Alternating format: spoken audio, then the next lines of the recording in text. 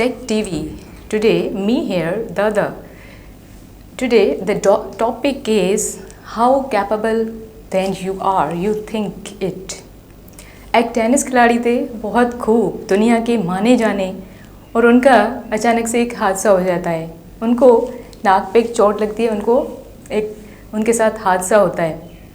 दुनिया भर के न्यूज़पेपर्स ये चर्चा करते हैं कि उनके साथ एक हादसा हुआ है, लेकिन जो टेनिस खिलाड़ी थे उनकी आइडेंटिटी जिससे मुतासर हो सकती थी वो उनकी टांगें थी, उनके हाथ थे, उनकी आँखें कह सकते हैं, आइज़ कह सकते हैं, या ज़्यादातर उनका दिमाग। क्योंकि एक टेनिस खिलाड़ी की जो आइडेंटिटी होती है वो तब मुतासर हो सकती है जब उनकी टांगें काम ना करें, हाथ काम ना करें, या उनकी आँखें काम ना करें, तो हम कह सकते हैं डेफिनेटली उनके साथ एक बुरा हुआ है, डेफिनेटली उनके साथ एक ट्रेजेडी हुई है। तो कहीं ना कहीं आप देखेंगे कि हमारा ताल्लुक़, हमारी पर्सनैलिटी एक आइडेंटिटी से जुड़ी हुई है। आप गौर करेंगे, अपने आप को देखेंगे तो आप कहीं ना कहीं किसी नाते के साथ जुड़े हुए हैं।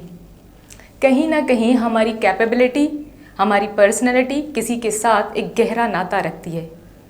जैसे एक शेफ़ है, उनकी टेस्ट के साथ कितनी एक स्ट्रॉन्ग रिलेशनशिप है। एक कोडर की, एक टाइपिस्ट की अपने काम के साथ एक कितनी स्ट्रॉन्ग रिलेशनशिप है। इसी तरह अब जो भी दुनिया का पेशा, एक आर्टिस्ट की अपने काम को लेके कितनी अपने हाथों के साथ स्ट्रॉन्ग रिलेशनशिप है।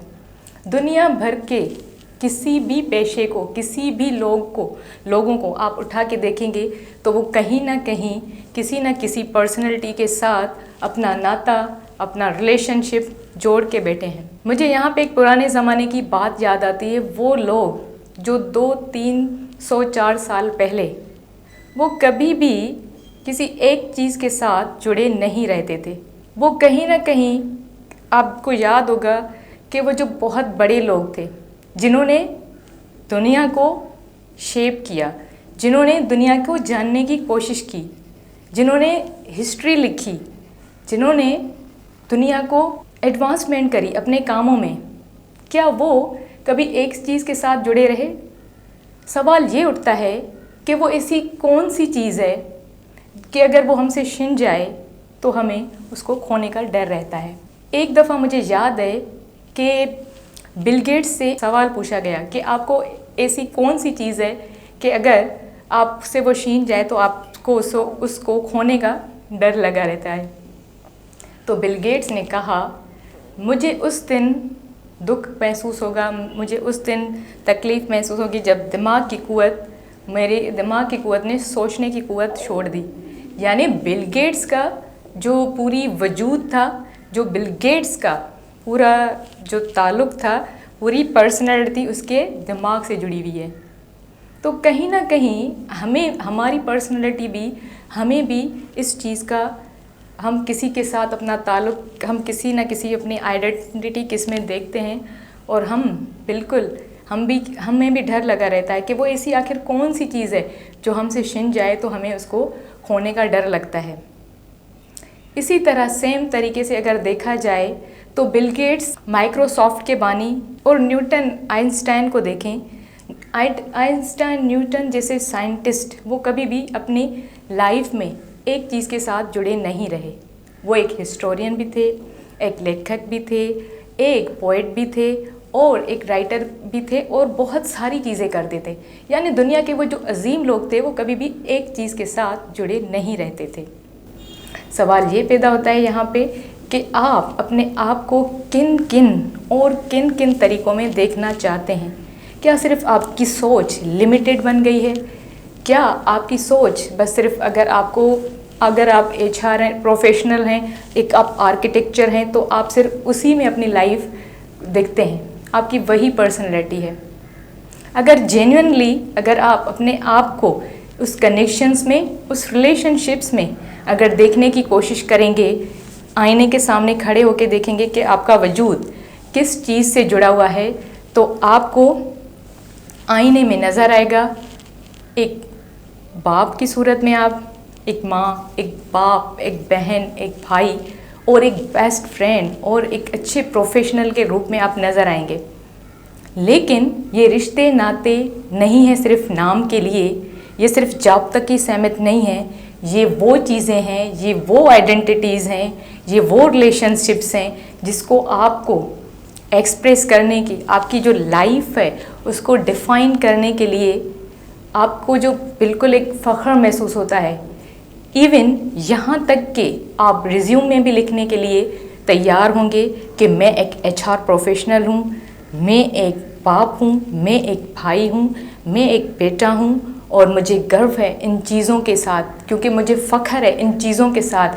I am proud of you, क्योंकि ये मैं दिल से करता हूँ, क्योंकि ये मेरी आइडेंटिटीज़ हैं, क्योंकि ये मेरी लाइफ के एक अजीम रिलेशनशिप्स हैं, एक कनेक्शंस हैं जिनके साथ मैं जुड़ा हुआ हूँ। अपने आप से आज ये सवाल पूछें कि आप लिमिटेड तो नहीं हो गए हैं, क्योंकि माइक्रोसॉफ्ट के जो बानी थे उनका आखिर वो क्यों इतने काम करते थे। और अगर बिल गेट्स का देखा जाए तो बिल गेट्स को क्या थी कि जो वो दुनिया से आज पोलियो भी हटा रहा है और दुनिया से आज वो मलेरिया को भी हटाने की कोशिश कर रहा है।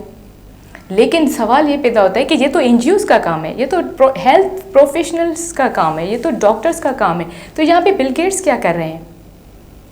तो जेन्युइनली आप अपनी आइडेंटिटी, अपनी पर्सनैलिटी को देखें।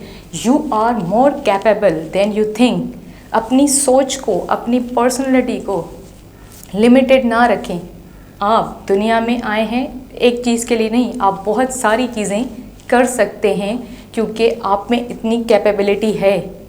अगर आप में ये नहीं है कि सिर्फ आप HR प्रोफेशनल हैं तो सिर्फ HR ही रहेंगे पूरी लाइफ, और अगर आप डॉक्टर हैं तो सिर्फ आप डॉक्टरेट में ही अपनी लाइफ स्पेंड करेंगे।